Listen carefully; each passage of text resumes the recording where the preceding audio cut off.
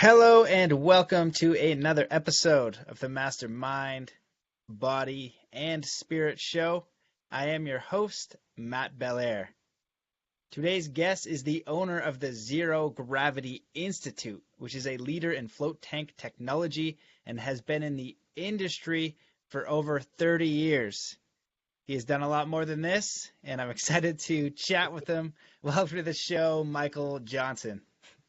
What's up, And brother? it's Kevin Johnson. Oh God, yes. Oh my God, man. That's the It's a good. worst. Wow. Wow. Great start. Great start. Jeez, man. How are you doing, dude? I'm doing good, Matt. It's good to be here. Thanks for having me on. Yeah, thank God we have met in person so that I could at least like say sorry with hugs and like how terrible a starting you could actually do. This is the love. Oh my God. Sorry, I, brother. I've been called worse, so Oh. I can answer to any name that you would like to have me answer to today. Oh yeah, well I appreciate the forgiveness and yeah, it's good to see you again, man. We met I've been trying to get you on the show for a long time because we met last year at the Conscious Media Festival and I was getting into float tank stuff and learning more about it and you had the whole facility, but you've been in the game for an extremely long time. So, Yeah, do you want, yeah, just give the people a little bit about your background because you've done a lot more than that. So, I was trying to give a makeshift bio and butchered it as hard as you could possibly butcher anything. So, I'm sorry, just no. please save me, brother. It's yeah. So no problem, man, at all. uh, I started floating about 30 years ago. It was back in 1986, 1987. And I had just gotten out of college and I went out to Los Angeles to work. And I was studying music and theater and things like that. So it was a decent place for me to be. And I just I came across this article in the LA Weekly about this float center that had been running for a couple of years called Altered States. And I had seen this movie a few years before called Altered States. I don't know if you remember it, but it was like a Ken Russell film from the early 80s, I think 1980, and it had William Hurt in it. And it was uh, basically the story of these Harvard professors that went down uh, to Mexico and met with the Huichol Indians and brought back magic mushrooms and synthesized them and then used a flotation tank to test them. And so I was familiar with the tank, but I really thought that all it was just a mechanism for a movie. I didn't understand that that was a real thing when I saw the movie. Then I come across this article in the LA Weekly, and it's got a picture of a flotation tank. And I recognize it as, oh, that's that thing from that movie that was so cool. And I was a psychedelic kid, so I liked anything that offered me the opportunity to explore altered states of consciousness. And I went in with a buddy of mine, and I had a float. And I got to tell you, it was such a strange feeling to come out of the flotation tank and feel the way that I felt because I left, I went down to the beach, I took a long walk on the beach, and I just felt so centered and so focused and so clear and relaxed. I mean, I was only 19, so I had never really felt anything like that, you know? And I really had a hard time believing that it was just from the flotation tank. So the next day I called back and I made an appointment to come in again and do another float so I could, validate this thing. And on that visit, I was actually lucky enough to meet one of the owners. And uh, by the time I'd finished my second float, I was totally into float tanks and I wanted to know everything about them. I was just so curious. And we sat down and had this long discussion. By the end of the discussion, he was offering me a job there. So I took it because to me it was just a great opportunity to have, you know, access to these flotation tanks as much as I wanted and learn more about them. And I came to find out that like the people who were coming in to use the tanks were just this incredible group of people that I never would have been able to access without that opportunity. So it was just kind of just stumbled into a lucky situation. And so, yeah, that was 30 years ago, and I've been floating a lot ever since, you know.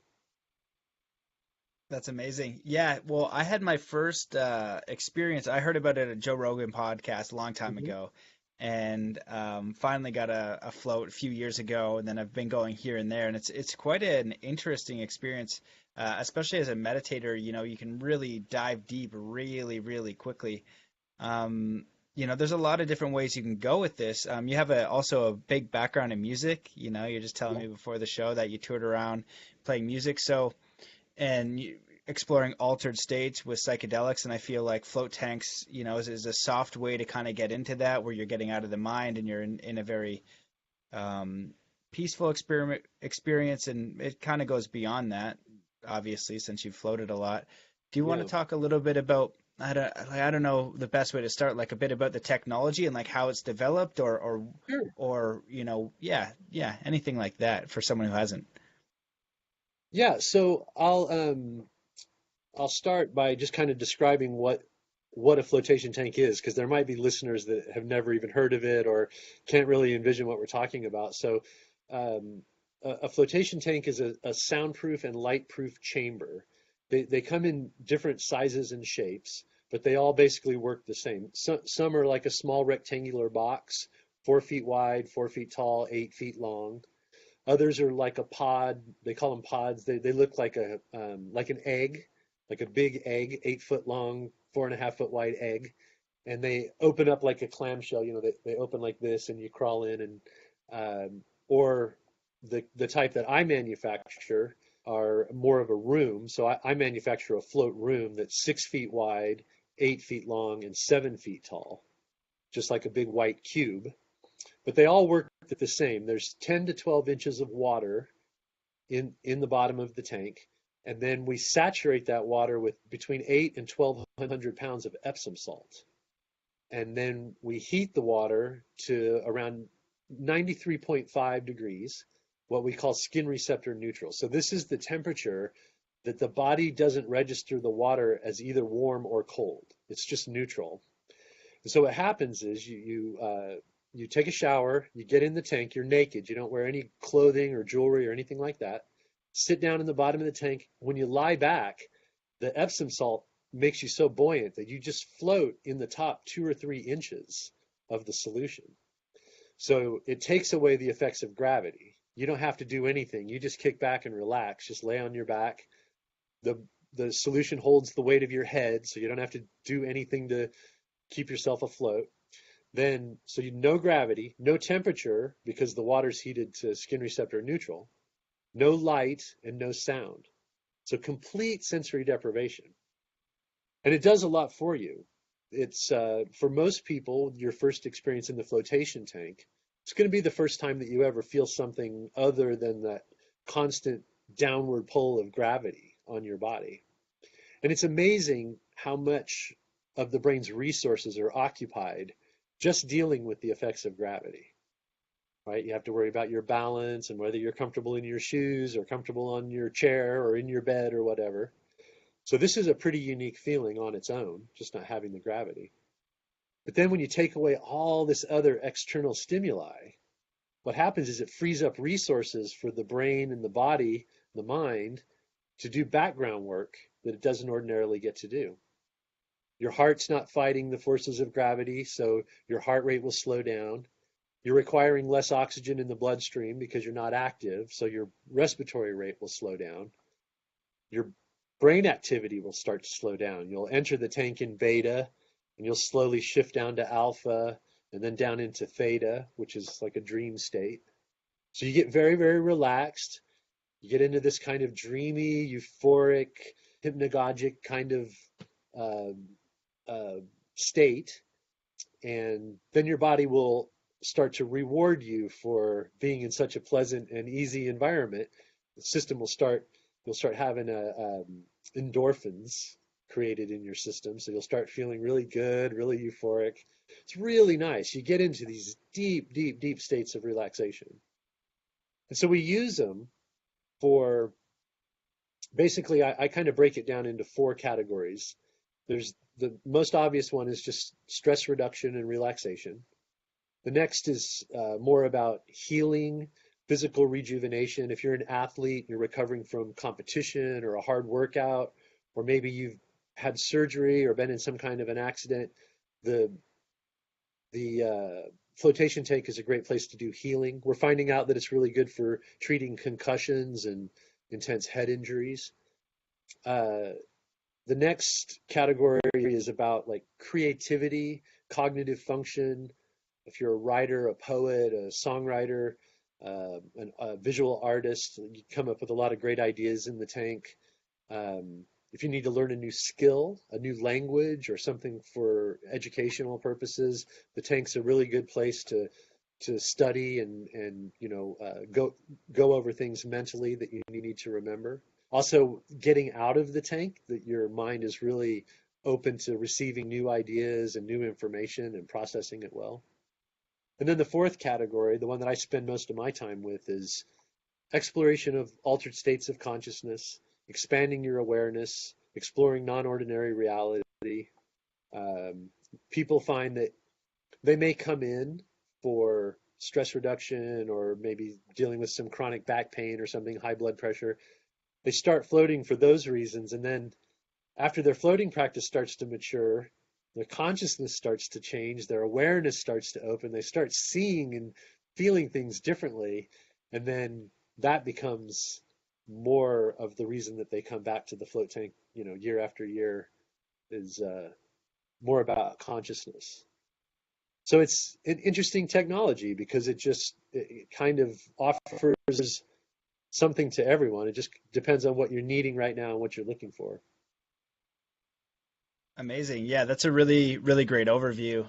For me, when I was experienced it, I float a few times, and I'm able to get into a very deep state of meditation really, really quick. And I love the Yeah. detail that you're talking about of what happens to the body and the physiology. And so, because the body doesn't have to focus on all these things it normally has to focus on, balance so you don't fall over and your surroundings and everything like that, it's just at a state of peace, and then the mind can function in a different way. And I've heard of a lot of different stories coming out of float tanks where people have very interesting experiences or healings or things like that. And then you're also working a lot with athletes, right? That's why you make the really, really big ones, because some of the taller athletes can't even fit and they can't enjoy the technology. Yeah. Yeah, if you're a professional football player, you're not going to want to get into a little tank or a pod. They're not that roomy. And a lot of people they have issues around claustrophobia or even in a more minor way, like sometimes people just don't like to feel too closed in. And so I always felt like if people are stressed out by the tank itself, then you're kind of defeating the purpose. So when I started designing and building float tanks, I wanted them to, first of all, be very, very comfortable for anybody who might choose to use it. I also like the fact that there's a lot more fresh air inside the tank. Um, when you're doing longer floats, 2 or 3 or 4 hour floats, or in some cases, like I go in 3 or 4 times a year and do an overnight float where I'll be in the tank for 8 or 9 hours. And it's nice to have that volume of fresh air inside the tank. And of course, ours have a ventilation system, so they're constantly exchanging the air, keeping the water temperature very accurate and very precise. The tanks that I build are all computer controlled and uh, technologically very advanced to try to create this perfect environment for the floater. It's You're asking about the like technically what's happening in the body. When we free up the body, here's an interesting fact for you, Matt, something that you might enjoy. So I was reading this article that said that at any given moment, there's 400 million bits of information available to your brain. And that number sounds crazy Yeah, until you man. really start thinking about what falls under the umbrella of information. So like what's the air temperature? If there's a breeze, where is it coming from? What's that sound in the background? what color is the shirt that I'm wearing? What color is the scenery that I'm looking at? How much noise is around me? Like it just, if you start adding it up, what color is Matt's shirt? What color is Matt's hat? What does Matt have around his neck? Like what's on the wall behind him? It just goes on and on and on.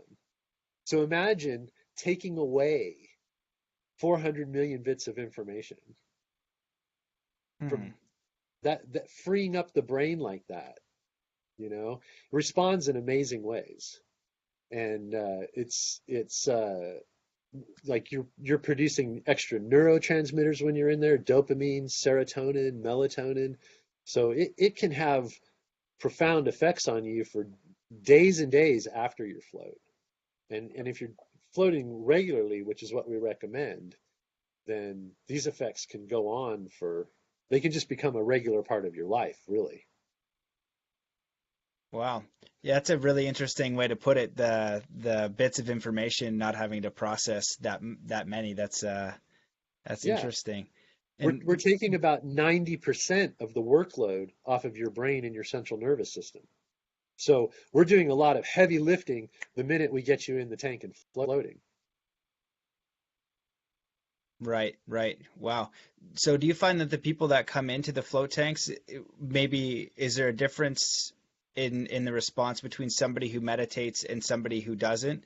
Maybe the person who doesn't meditate or is something like, I've never meditated before, but I'm still able to get these benefits, and they basically just get their meditation in the float tank, or like how does that feedback usually get reported? So that is a cool subject because one of the reasons that I like to float so much is that I'm really not very good at meditating.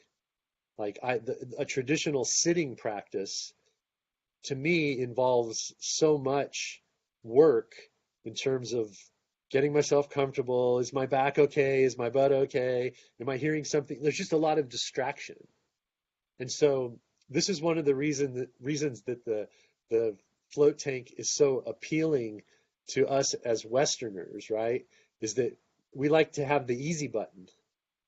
And the float tank is the easy button for meditation. We do all the work that is normally involved in a traditional sitting practice. We do all that work just by getting you in the tank. We take away all the distractions and all the discomfort. And so you really can get into these deeper meditative states. Now, it's really interesting when people already have a good, mature meditation practice, they report that they can get into their float faster. It doesn't take as long for them to relax and let go and get involved in their float. But at the same time, they also report that using those techniques in the flotation tank, they can go deeper in their meditation than they ever can in a regular sitting practice. They get every time they go in the tank, they get to the same depths as they do maybe 2, 3, 4 times a year with their traditional practice. So I think it's good for people who meditate, and I think it's good for people who have a hard time meditating. Yep, yep, 100% agree. I know this because I got one from my sister, and she wasn't a huge meditator, Mm-hmm. and she had a really profound experience, in there, and it took her a little bit to get into it, right? A little bit nerve-wracking at first because it's odd. If you've never been in there, it's a little Yeah, bit odd. But then after that, you can drop down very, very quickly, and you're hitting different brainwave states. that's right. And that's the important thing here. We have different technologies like binaural beats help a brainwave state. Certain environments help a brainwave state. Singing bowls create a brainwave and vibrational state. So in Shamanic your drumming. research, shamanic drumming, yeah, and I know that you're extremely knowledgeable in many areas beyond floating in consciousness and music and vibration and sound.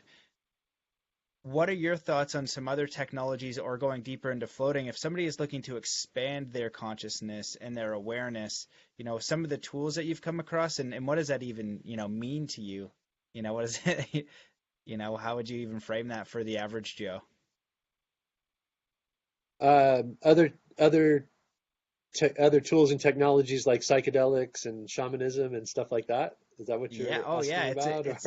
Or, Well, anything. I It's all mean, open door. I've had shamans on the show. I've had everything. I just know that, floating is a very powerful tool, and so, yeah. I feel like you're a really great ambassador. Say, come on in, float, but also as a human, you're really, talented musician. You're beyond floating. You're an explorer of consciousness, and this is one of your tools.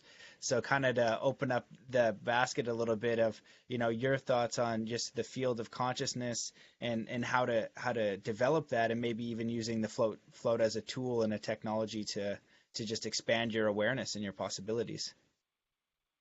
Yeah. Okay. So this is my favorite subject. Perfect. Um, Perfect. so in the early days of floating, there was a lot of experimentation with different psychedelics. I mean, even the inventor of the tank, they test. His name was John Lilly, and invented the tank in 1954. And part of the reason was to do brain research, and it turned into consciousness research because they started testing compounds like LSD and psilocybin and mescaline and MDMA and things like that as scientists would develop, these different compounds. A lot of them were very boutique, handcrafted compounds that and they would experiment with them in the tank. So the tank's always been at least loosely linked with psychedelics and consciousness exploration. Um, in the early days, I experimented a lot with different compounds and taking them in the tank, like actually dosing up and climbing in the tank and just seeing what happened. Um, Over a few years of working like that, with that kind of experimentation, what I began to appreciate was that these are different medicines and they don't need to be combined. I started to really appreciate the um, the natural aspects of the tank, like just going in completely unaltered and just seeing where I could go with the tank became a more interesting pursuit to me than to try to bring other psychedelic compounds into the tank with me. Now, that being said, they do work together in a very interesting way. So I'm a regular ayahuasca drinker, and what I have found is that preparing for ayahuasca or for any psychedelic journey, um, it's you always need to have preparation and integration. And what I found is that you can go in the float tank, do your regular work, set your intention for the ceremony that's coming up, get out of the float tank. Next day, you're in ayahuasca ceremony. You do 2 or 3 nights of ayahuasca. Then the next day, as soon as you get out of the retreat, go back to the flotation tank and use that as the beginning of your integration process, right? Things like ayahuasca and all these other powerful psychedelics can be very stimulating, right? There's a lot going on: body sensations, mind sensations, uh, opening to spirit, um, communication with other entities. Like there's a lot going on. It's really nice to take yourself and put yourself in the floating environment where there's no distractions, there's no external stimuli, and just think through your experience. What were the ceremonies like? What was this experience like with this psychedelic? And man, you can put a lot of integration work in a very short amount of time if you can do it in the distraction-free environment that the tank provides you. Yeah, yeah, 100%. It's a really good point. As an ayahuasca drinker, also, the real important part for me is the integration after. I think that a lot of people who haven't done it, they hear the stories, right? And you hear, entities are going to these other dimensions and all that could happen. It's all great. And I love that when that happens. However, there's always a clear message of the work to be done, right? It's kind of like going to I don't know, a carnival of consciousness where it could be good, it could be bad, but you're going to get work after, and that's where, I'd actually never considered floating as a tool after, and that's where you want to sit, because it's going to take you at least a few days, if not weeks, to integrate all that information that happened. Yeah. So that's a really fascinating thing. Okay, well then, if we're gonna go down this rabbit hole, which is I didn't I didn't see coming, which is cool. I'll just shift gears. So in exploring, psychedelics and then bringing them into floats and all that process, what are some of your favorite tools for someone to begin exploring their own consciousness and their own expansion, and what for you, and kind of being a seeker for yourself, is just important for somebody to like just essentially begin to expand their awareness but deal with everyday life, because a lot of people are waking up right now. That's the feedback I'm getting on the podcast. More people are waking up, and I'm kind of distinguishing between what awake is and what asleep is, and feeling out where people are. But really, ultimately, for me, it's more options. The more awareness you have and clarity, where you're not identifying with your ego, you're not identifying with, like after the podcast when I screwed up your name, I'm back in my mind thinking, oh shit, you dummy, right? And it takes me a while to stop beating myself up, to get it to not attach to the mistake that I made as an ego, and it's just like little processes, but I've done enough work to slowly, detach from that, where if you don't, you can kind of just keep going all the way down, it's like, oh, and you're upset for weeks and all that kind of thing. So, but Yeah. it took me a bit. It's like, shoot. So as somebody who is really just exploring these different worlds and doing the work, what do you kind of recommend for people to kind of just get their foot in the door? What are some of the important lessons for you that have come forth, and how to live and how to integrate, and just maybe just general conscious exploration advice? Um, that's a big subject, but Yeah. my immediate thoughts about it are, this is uh, one of the things that the flotation tank can do for you very well. Okay, so what I'm aware of is that not everyone has the ability, just because of their life situation, right? A certain kind of job, or family obligations, or time, or money, or some version of all of those put together. Um, Not everybody really has the freedom and flexibility that I have, or that you have, to do some of this more kind of esoteric work. And uh, like I have friends that are very interested in the ayahuasca experience, who will never do it because they don't have the space in their life right now. They're in the middle of raising kids and running businesses and things like that, and they're just not at a place where they have the space in their life to do it. So it's not an option for everyone to go to some of these teacher plants and um, have these kind of experiences that I get to have and that you get to have. The flotation tank is 1 hour. You're not putting anything illegal or questionable into your body. There's not a commitment of time like, ayahuasca. Minimum, you're occupied for 6 to 8 hours, right? So it provides an opportunity for people to do consciousness exploration and get some of that work done without taking the risk or taking too much time out of their lives. It really is a great tool for that kind of work. The same rules apply to the flotation tank as with other psychedelics, with other medicines, with other teachers. Um, Floating can be beautiful and euphoric and spiritual and light and amazing. And it can also be scary as hell. As your floating practice matures and you really learn what it means to relax and let go, and now let go more, and now let go more, and let go more, and just how deep can you actually go? I'm telling you, as a guy who's been floating for 30 years, you'll be very surprised how deep you can go with time and practice.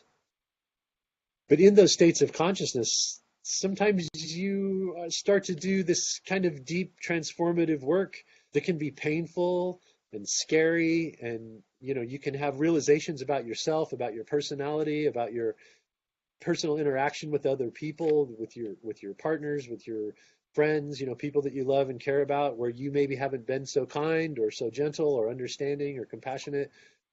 Sometimes what you discover in the float tank is it can rock your world, but that's just how deep you can actually go with just your own mind in just the right kind of setting. That's awesome. Yeah, yeah, man. And what would you say for duration if somebody is getting into, are these results someone would get, the first month or first 3 months, or what would be the approximate duration for, let's say, your average Joe who's getting into it to allow yourself to go deep? Because the first thing that you're talking about, I think, is an important point, is the ability to let go. And in meditation, that's kind of what you're doing. You let go of your thoughts at first, and you let go more, and you let go more, and then you hit this empty space. And that empty space, for me, one of the ways that I like to explain it is like the receiving space, where things are just going to come in, not from your conscious thought. And then what happens is your consciousness likes to wrestle whatever comes up, right? Hmm. So to just kick my own butt again is when I make a mistake. My consciousness is now at war with myself, being like, "You idiot," So that happens on a slighter scale. When you're in meditation, you'll just have a thought about the day or your job or a past experience, and you have this little wrestle, and the idea is to let go, right? And Right. so floating allows you to go really deep. As soon as you kind of let go of, what is this tank? Why am I floating? Well, I don't have to worry about anything. This is nice. And then you drop in. I think that it's almost like levels, where floating allows you just to kind of go like level 1, 2, and then poof, and then you're all the way down here all of a sudden. And then you got to pop back up, Yeah. because you're like, where was that? You're Yeah. really sinking deep, and you're allowing that stuff to come up. So yeah, a powerful tool. Do you ever try, one of the things that I've been curious about is music, because you're a musician, binaural beats or singing bowls or anything like that. You ever bring those into the mix? Do you think that that would be beneficial? Uh, yeah, there's no rules about floating. So if you're, I mean, we have people that listen to guided meditations and binaural beats, and I mean, you name it. It's really been tried in the tank. I mean, we have even had tanks set up with video screens to, like, professional athletes will use video screens to study games and stuff like that. So visualization exercises are really good in the tank, right? What you find out is it's nice every once in a while to have some music or binaural beats or something going on in there. Um, I've listened to, I do a shamanic practice of shamanic journeying with drums, and I've used recordings of drum beats in the tank for shamanic journeying. Um, it's all possible, right? But what I'm as time goes on, I'm becoming more and more of a purist. Like, I really am starting to get a deep appreciation for a pure sensory deprivation experience. To really be able to explore altered states of consciousness, explore non-ordinary realities, you need to not have distraction, right? You need to get deep inside yourself to reach these states. Um, I think what most people can expect from this, what I've sort of seen as a trend. So for people who don't know, like, we manufacture flotation tanks, but we also have a float center, really nice spa where you can come and we take you through the whole process. Um, and so we talk to a lot of people, and we've seen now over the years, like, hundreds and hundreds and thousands of people have come and gone. And for most people, the first experience is going to be very interesting, But the novelty of that experience is what's going to keep you from going in really, really deep. You're going to be relaxed because you're in that environment and you can't help but relax.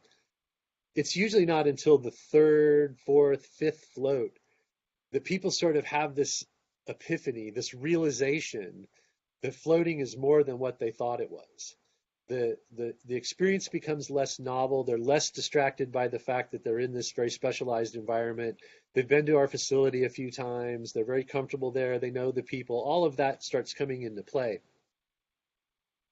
Floating is a practice, just like meditation, just like yoga, karate, working out at the gym.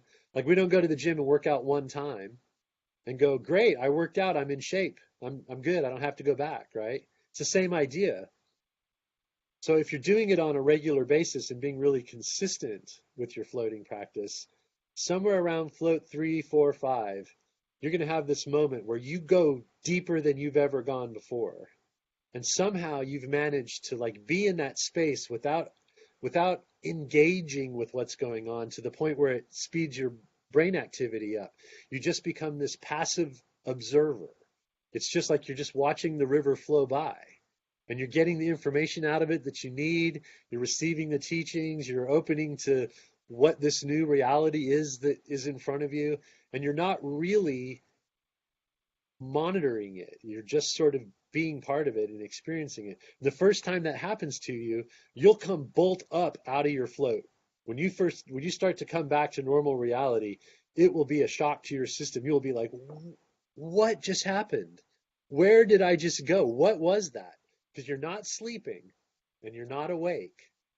You're somewhere in this middle zone, right? So that's kind of Yeah. what people can expect, is it gets better the more you practice doing it. You actually gain skills. You learn how to relax and let go. And then that's something that you bring out into your life, like, hey, I'm very practiced at relaxing and letting go. How many situations do we get into in our everyday consensus reality where a good ability to relax and let go would be helpful? Yep. Yep. Yeah, I'm glad you touched on that. I think it's a really, really good point to go into where you're in this middle ground because with meditation it takes quite a bit of practice, Yeah. and all the time when people haven't meditated before, I'll even get at emails of how do I meditate, and I'm always just like there's this comic that just has this person sitting there and a dog just tells him to sit and stay. And that's essentially meditation. You're just observing the real of your thoughts, but we get really complicated where floating really takes that out. And also the technology of taking away that sensorial experience allows these states to really kind of leapfrog and skip steps, essentially, allowing you to dive really deep. And when you have those experiences, it unlocks something. And there's a person like you and myself that have had them that know we've had them, and that there's no real explaining it in words. It's not really four words, whatever it is, and when someone's had it and when they haven't. And there's a lot of benefits to having that experience. The way that you show up in life, your ability to let go. It's not it's not as big a deal as it was before, right? Dropping that thought off wherever it was. I'm just going to drop that off. It doesn't even mean anything. So it really does transfer to practical application in life. And I think that what I was going to ask you is a little bit separate and off the topic because you're touching a little bit on shamanism and some of these other practices. In that exploration of shamanism, because you live in Austin, you live Hmm. in a city and you're exploring these different avenues. Have you learned what are some of the teachings and principles you've brought back from exploring shamanism, exploring life as an artist and a musician, successfully touring and exploring the world of floating and really just wanting to develop yourself? What are some of the things that you've brought back and made a conscious effort to integrate into your life so that it kind of flows with a little bit more ease? You know, um,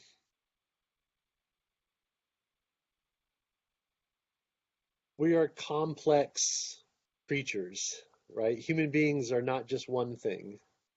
So we're a body, a mind, a spirit, and I think what I've learned is like if I had to kind of encapsulate it, it's like it's the importance of achieving equilibrium between these things, right? We have to keep a healthy body, we have to keep a healthy mind, and we have to keep a healthy spirit. The work that we're doing, it's different for each one of those, right? I mean, there's some overlap, but really and truly, you see people all the time that are, physically fit, as healthy and in shape as they could possibly be, but mentally and spiritually, they're a wreck. They're a disaster. And you see people on the other side of that spectrum where deeply spiritual people are really physically unhealthy or mentally unhealthy, right? Because they're not doing the work in all the places that the work needs to be done. So by trying to find balance in all of this, like how do I stay physically healthy, physically connected to the earth that sustains me and gives me life, right? How do I stay mentally sharp? How do I continue to grow as a person and in my knowledge and my attitudes and my interpersonal relationships, like how are these things working out? And then how are my spiritual practices? How open is my heart? How open am I to spirit? How open am I to receiving what spirit is always making available, right? The spirit world and spirits in general, they're so helpful, they're so benevolent, they want to help us so much. How good am I at receiving that help? How good am I at tuning into what spirit has to tell me? Because this is where you start to really get balance in all aspects of your life, is when you're treating those three things as equally important: physical, mental, spiritual. Amazing. Yeah, man, I totally agree with that. That's actually the lesson that I've been getting personally and with the podcast, and just I've been overworking, it seems. And you can do that for periods of time, like seasons of work, just the way that things are going. It's just a lot of work. And I notice where a couple things are out of whack. And there's really no people, me specifically, am always looking for that one thing, that one little nugget, and it all wraps up and, it's Hmm. totally fine. In reality, it's a process that you're kind of consistently monitoring. And I really like what you said about opening up to the spirit world, because I think that that's something that's really important for society today. Religion, in my upbringing, in my era, and one back and the other one back, it was very much fear based. It's you go into some churches as a kid.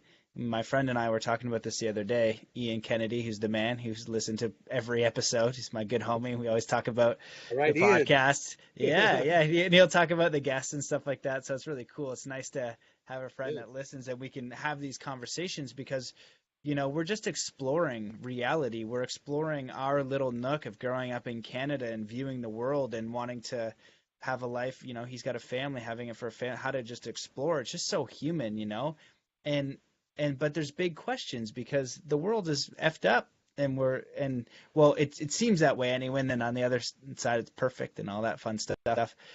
And where I'm trying to get to with this is that I think that our generation, or me specifically, just rejected religion because it didn't make any sense, but I was deeply spiritual, and they kind of hijacked God. And so then my generation of friends doesn't communicate with spirit, and I've always resonated with the native cultures, where they're really close with the land, where if they eat an animal, they're, like veganism, that's great, be a vegetarian, be conscious. I'm totally fine with that. I was a vegetarian for a long time. I eat a small amount of meat, and will probably go back to strict vegetarianism or veganism. And when a native does it, though, they kill the animal and they're aware of the spirit, you know. And I'm like, there's nothing wrong with conscious, you know. They're in harmony with everything.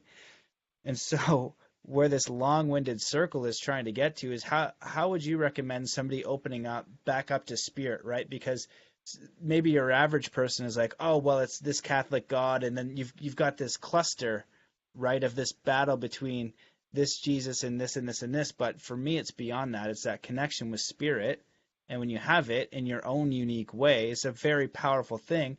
And like you said, they want to help, and I've heard that they can't help unless you ask, which Right. I resonate with.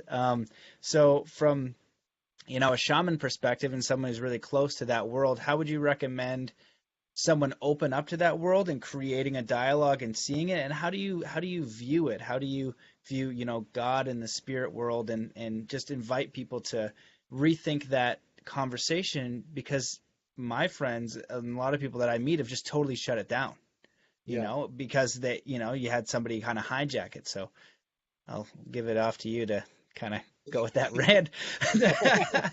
Jeez. Oh, man. Struggling today. It's been a struggle day today. I swear, I released a podcast. I edited one. It was a struggle. It's just been just getting there. Oh man. So, when you talk about this reaction that recent generations have had, where they're kind of rejecting the traditional notions or the Western religious notion of God, right? Because it's entangled in all this dogma, right? And I think my feeling about this is that's what people are rejecting is the dogma, right? Because what if every single teaching of that religion doesn't strike me as true? Does that mean the whole thing is not true? It just becomes it's the risk of dogma, right? And so I think what you're describing is more about that.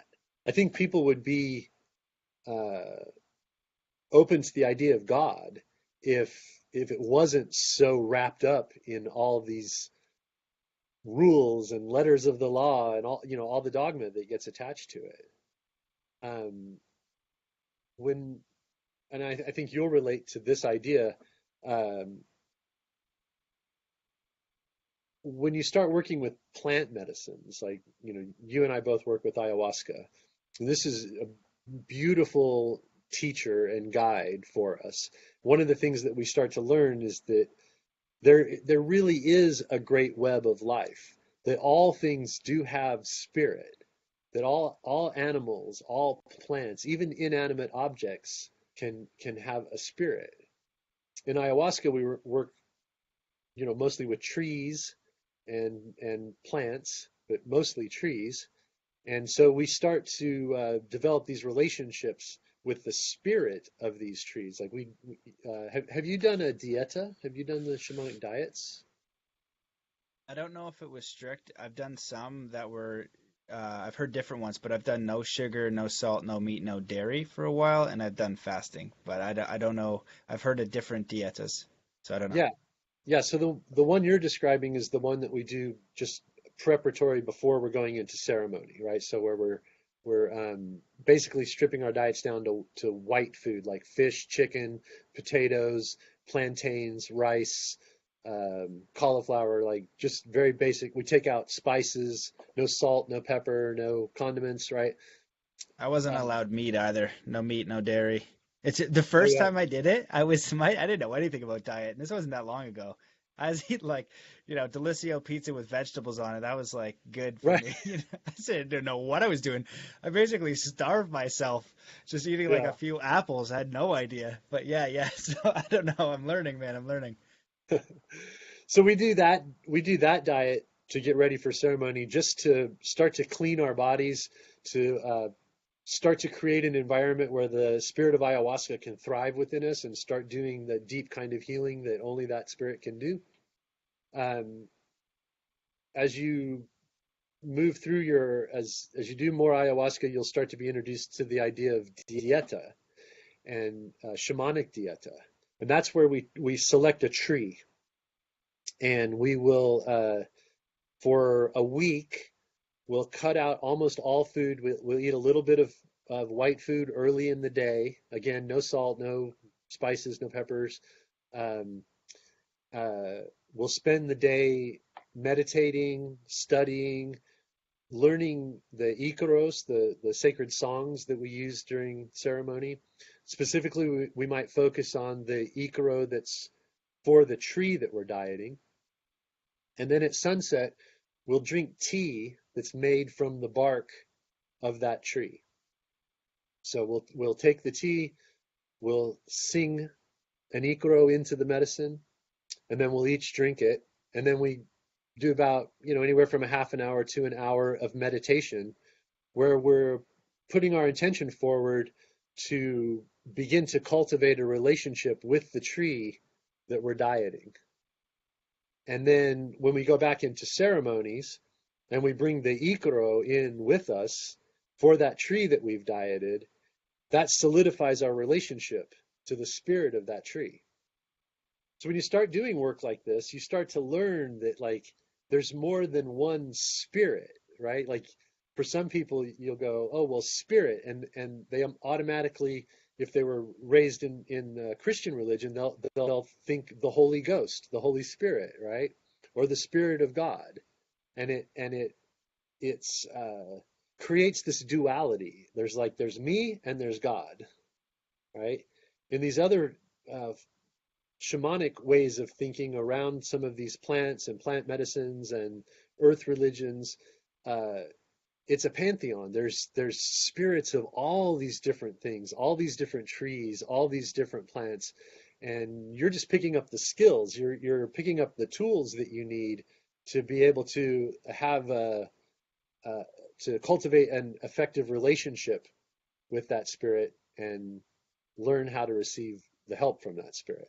And so things start to open up, right? You start to realize it's not just me and God, it's me and an oak tree, right? Remo Caspi, or Bobensana, or juniper, or they all have spirits, and I can communicate with all of them for different things. I don't have to just go back to one source to get help. I have other allies. I have the spirits of my ancestors that I can call in and use them to gain knowledge and information. I can call on this tree. I can call in these plants. I can call in these animals, right?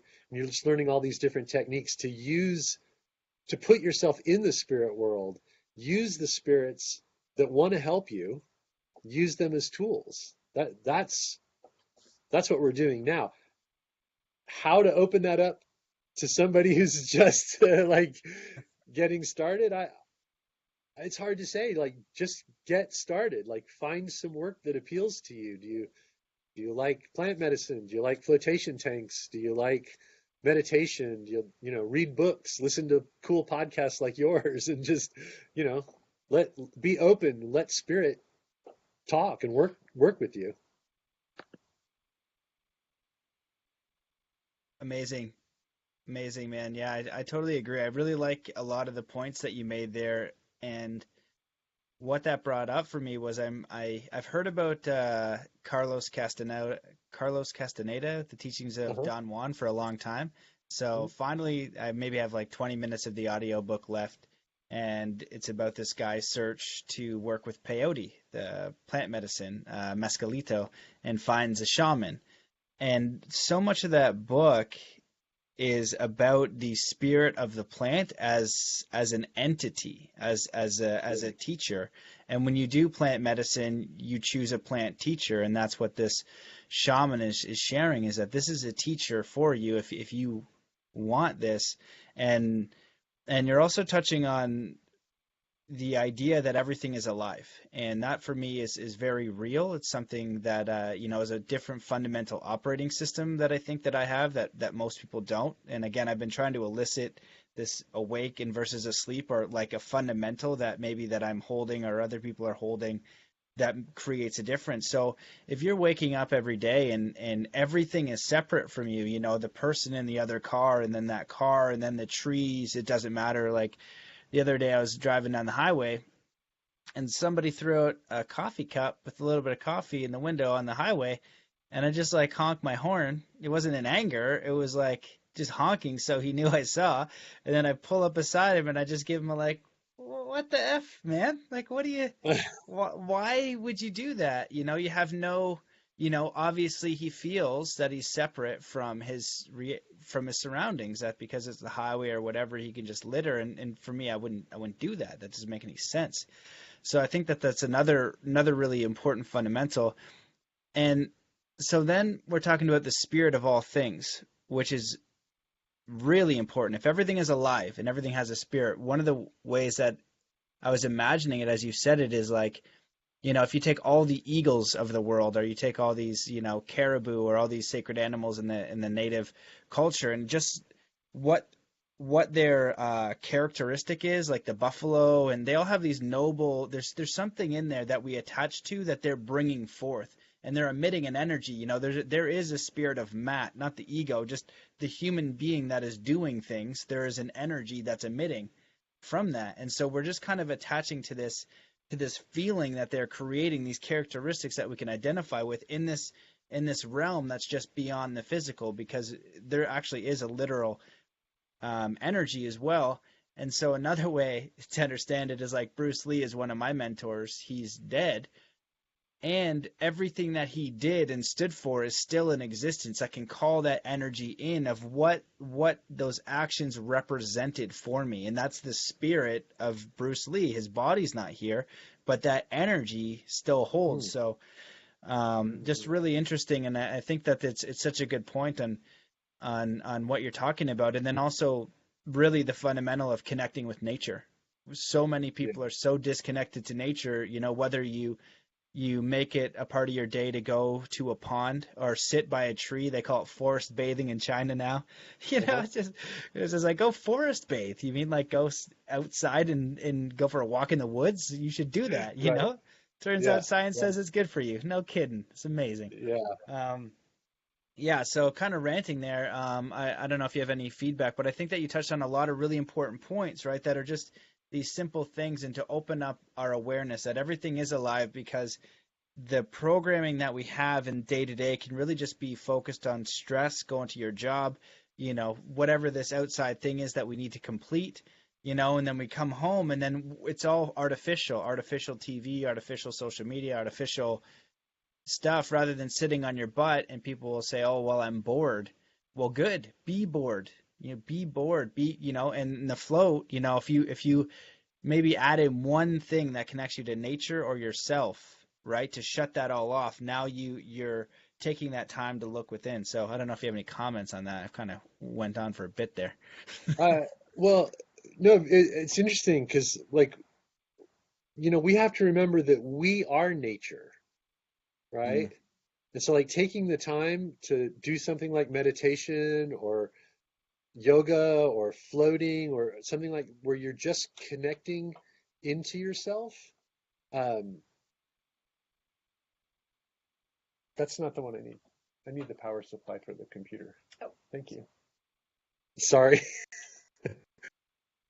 That's all right. My computer that I need.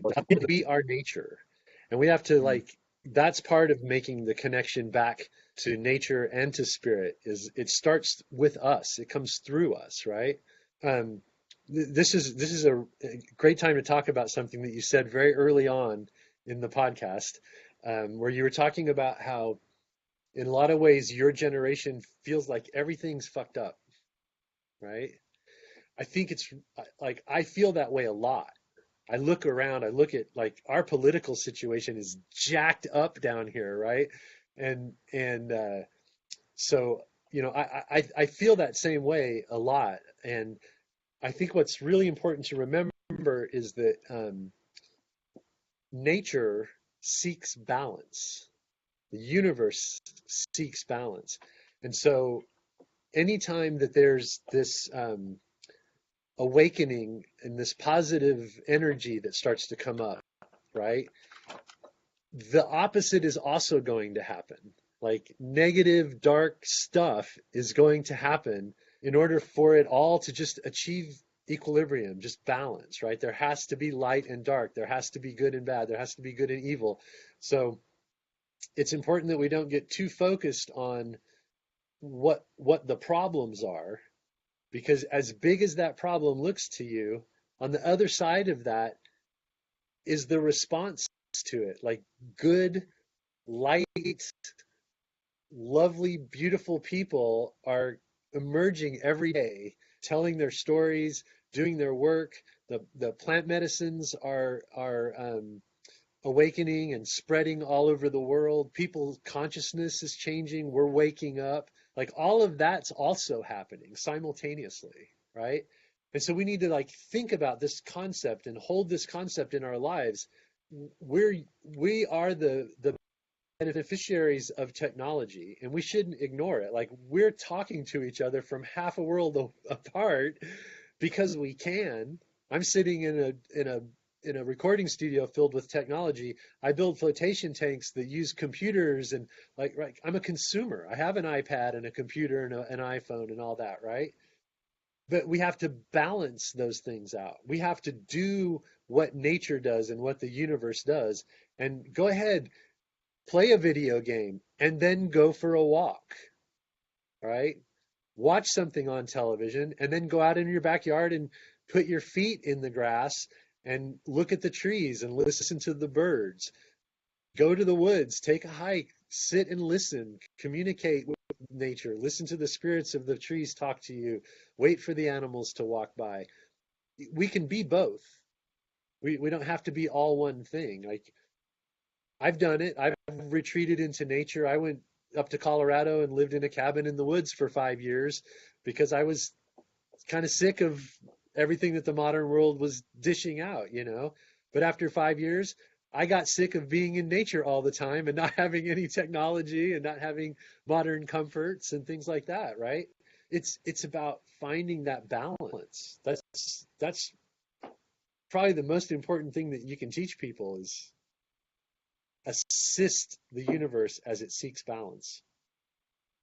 Mm, incredible. Yeah, I 100% resonate with all that. And I think that the lack of balance is where people are really having that challenge. We're so many people are really just stuck in you know, the city consumer, because that's the stuff that's kind of put in your face a lot. So, when we're watching too much TV, playing too much video games, stuck too much on social media, it's not, you can detox and you can delete your Facebook, and that's a good idea. I wish I could. And there's a lot of people that I would like to get in touch with all my travels.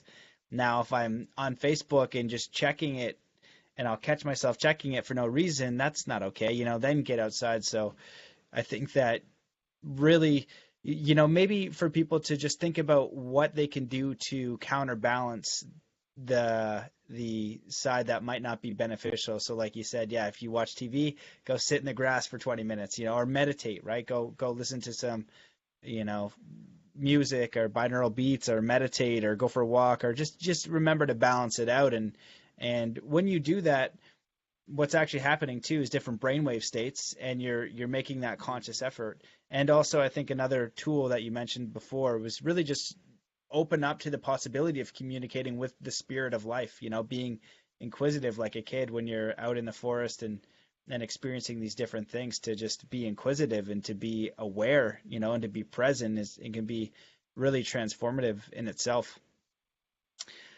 My friend, well, this has been fantastic. I would love to talk to you all day. I'm gonna have to get you back on. Oh Okay. gosh, my, I don't even I gonna go love there. these conversations. Yeah, man, I'm just so grateful for you.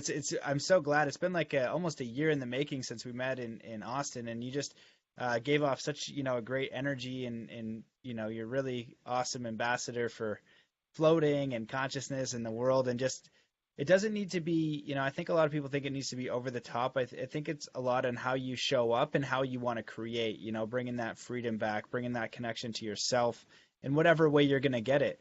And floating is a really powerful way that's really taken off. That's amplifying more and more. because it is a technology that allows you to reach deep states very quickly in a short amount of time. And a Yeah. lot of people don't like meditation, and they're confused. And how do I sit? My butt hurts, my back hurts, and you're like, okay, just be quiet, get in this float tank. It's gonna be wet. It's gonna be great, you know. And in a short period of time, you're really getting the results that you want. So, kudos for the powerful technology and just putting that offering out there for people. But before we go, just I want to know if there's anything that you wish that I had asked, if there's anything that you want to rant about or talk about, or that I opened up that you wanted to continue down, and just put that back in your court before we close it down, or just anything you want to leave the listeners with. Yeah. Well, first of all, thanks for having me on the podcast and giving me the opportunity to talk with you. And it's been a great conversation. And I know we'll do this again. It's a lot of fun. And, for folks that are interested in floating, I really, really recommend it. I think everybody can find something of benefit from the floating practice. I think for a lot of people, it is their introduction into consciousness exploration, into expansion of awareness, and it's a darn good tool for that. I mean, it's safe, it's legal, it's readily available. There's no recovery period after doing it. It's just got so much going for it. I think as we talked about consciousness awakening right now in the world, that so many people are coming to plant medicines and shamanism and just alternative modes to try to achieve some kind of balance in their life. It's like, if you're one of these people but you're not in the situation where you can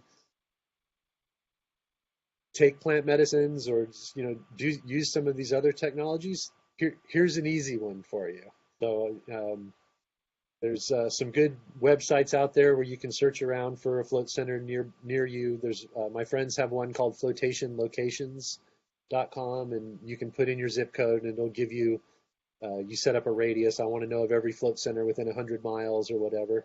There's a lot more of them out there than you think. There's a lot of great folks that are providing this really beneficial opportunity, this service to people, and I just recommend that everybody give it a try. Awesome. And what's your website? If you want to look at our float center, that's zerogravityinstitute.com. If you want to know more about the float rooms that we build, that's zerogravityfloatrooms.com. Awesome. Cool, brother. Well, Kevin, man, so good to see you. I appreciate you, all the work that you're doing. Very pleasant conversation, informative, and Yeah. I think that this will inspire a lot of people to go. Like you said, it is an entry level into beginning to explore your consciousness and altered states.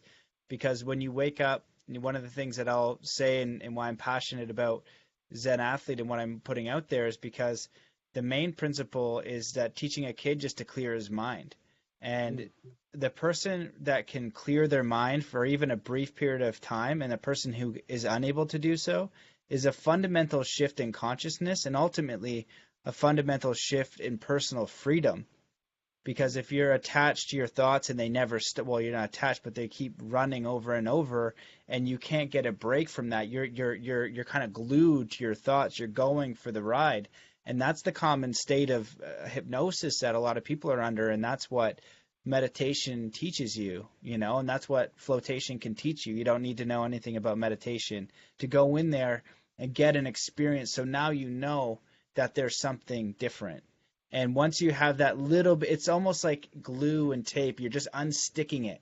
And once it's not attached anymore, it doesn't go back the same. It'll be stuck again, but you'll know that there's a difference. And now gradually over time, oh, maybe that's an interesting concept for just consciousness expansion. Just unidentifying with your thoughts, unidentifying with your personality and with the outer world, and really connecting with the inner world and the world of spirit in yourself. So yeah, man. Matt, you just brought up one more thing that we should talk about just really Yeah, quickly, I'm because I glad I did. Yeah, think it go would for be really it. beneficial. So much of what we're doing when we're meditating when we're floating, when we're working with plant medicines, when we're just leading our daily lives, it's about starting over. When we meditate, you're not doing it wrong if you get distracted and something pops into your head. The lesson is start over, right? I'm meditating, I'm going deep, I'm clearing my mind. Whoops, there's my shopping list for the grocery store. Okay, got the shopping list, good. Clear that out, start over. Relax, clear my mind. The next thing pops up, fine, deal with it, clear it out, start over. That is meditation.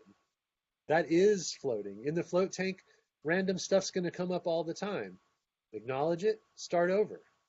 In life, we're going to have missteps, we're going to have stumbles, we're going to have setbacks, right? Fine. Acknowledge it, start over. It's meditation. Amazing. Yes, beautiful, man. I think that's a brilliant way to end it, and I'm glad you brought up that point because that's it, man. That's really it, and it's yeah, being kind to yourself, start over, because we're just gonna. It's like we become adults, right? And we're supposed to have it figured out. You don't yell at a 5 year Yeah, old who getting like, you're older than me. I'm 33. I don't know what is going on. I'm constantly confused, and so my mind, rather than trying to figure it out, ayahuasca kind of teaches you. It's like it's too big, buddy. Like yeah, just handle walking down the street and being aware. You're not going to figure out all that stuff. So, you yeah. know, you're a little bit down the line and a little bit more experienced, but that's kind of the message, right? Is that, like you touched on, one of the main Zen points is letting go. Letting go of a lot of different things. So, yeah, man. I hope I Um, never figure it out, my friend, because the journey, the searching, the exploration, that's what's fun. I hope I never figure it out. I'll figure it out when I die, I guess. Yeah, yeah, yes, exactly, man. I love it. Yeah, and that's it, right? This is a journey. I like it's a playground. Just you're gonna consistently learn, and it will always expand. Once you get to a level, whatever it is, that you're gonna expand. So, just thanks so much for being you. Thanks for coming on and the work. I look forward to seeing you in Austin again. Hopefully, I'll see you at the Conscious Media Festival or when I'm around those I'll be there. parts. Yeah. But yeah, man, appreciate you coming on. Thanks for everything, brother. Thanks, Matt. It's really my pleasure. Thank you. All right, man. Okay, thanks everybody for watching. See you in the next one. Peace.